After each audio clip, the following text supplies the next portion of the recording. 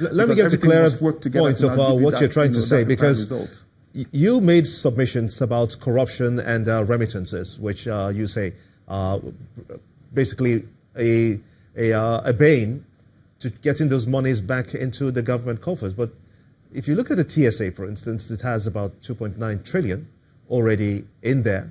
So what stops the government from using that to advance the course of financing budgets and meeting up with other concerns requiring that kind of financial support? No, the funds you see in TSA most of the time is not monies that you can just spend. You know, you also have salaries you have to pay. So when you see monies like that, does not mean that the money is just sitting there. You know, you also have obligations that those monies are meant for. So it's not something that you're going to use to go and start financing railroads or doing, you know, a Jokuta railway and all of that. So most of those funds already have specified needs that they are going to support. So that the money is in TSA does not mean that it has to be appropriated for. So if the 2.9 billion that you just said now is there, and just know that there's something that money is meant for, and then when the time comes, or what they need the money for, when the time comes for them to need the money, they will call the cash and then it will be used. Then you also talk about remittances, especially from some of these government agencies. And you say you've linked that also to the system in the country, which you basically say is part of corruption that is making the backfalls to be so visible. Are you now saying that because of corruption, we will continually borrow in such a way that it will suggest to anyone who is watching, or even economic analysts, that borrowing will continue we will continue to borrow at a pace that we may not be able to pay back? No. I think I need to explain this, you know, so that everybody will understand what I'm trying to say. As far as you have individuals between you and the funds, don't expect 100% for people to just be transparent. You see, it's only in Africa that I hear people want to say things like, you expect people to do the right thing. Human beings, by their nature, are not structured to do the right things. You make human beings do the right things. So what you do is that you create systems around human beings to make sure that all those remittances happen as at when due. Some of these things are, we're talking about prudence, you know, fiscal prudence. You know, so our ability to be prudent, that's what I mean. You see, anytime you leave a human into a structure, just expect anything can happen. But other systems, other clients, what they try to do is to make sure that they remove human and then replace human with systems that even if you want to touch, you can't touch, because all you can do is see figures that the monies have entered. You can't touch the money. So what I'm trying to say in essence is government must intensify effort to make sure that you remove human from every system of our income generation.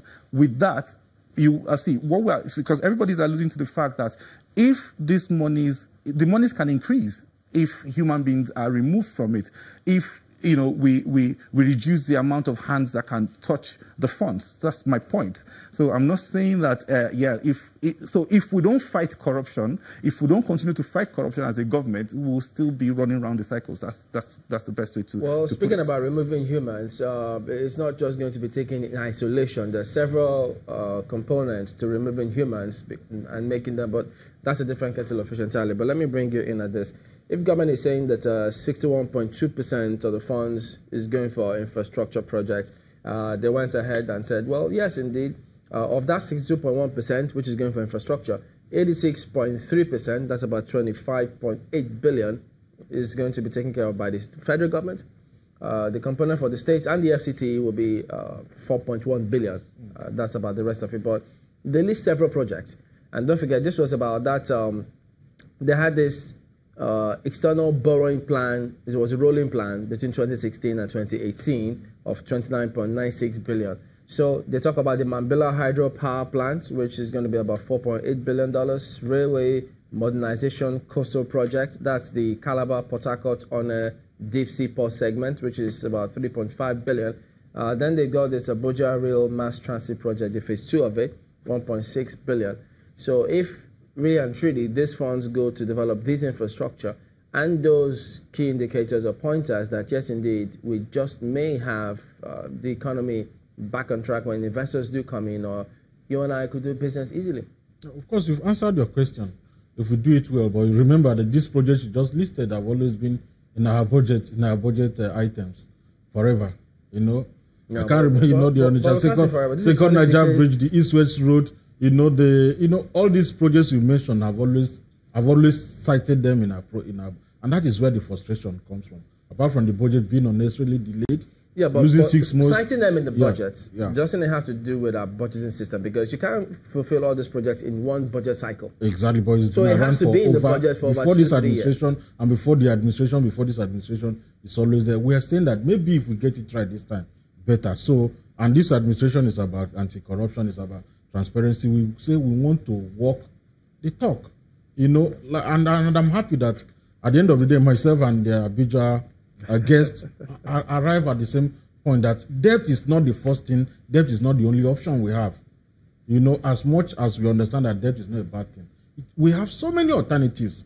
Cleaning up and self-questions, transparency, we unlock the revenues that are not coming where they should come. Make these agencies, collecting agencies, more efficient, more transparent. You know, use IT and the technology to drive their processes, and reform.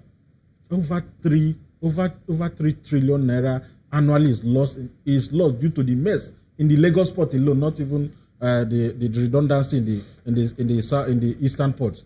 We need to do something about this economy, and the time is now. He talk about a miracle mentality.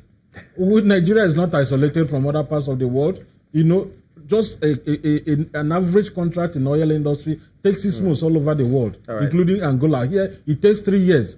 So are we expecting miracle if we say do it in 6 months? Let's not go at that point. Mr. Vincent Wani, he's the head of research, Lagos Chamber of Commerce and Industry. And then Mr. Ogbonna Ikuku is an investment analyst. Gentlemen, thank you for coming on this morning. Well, back in a moment, we'll turn our attention to another interesting matter. Don't go away.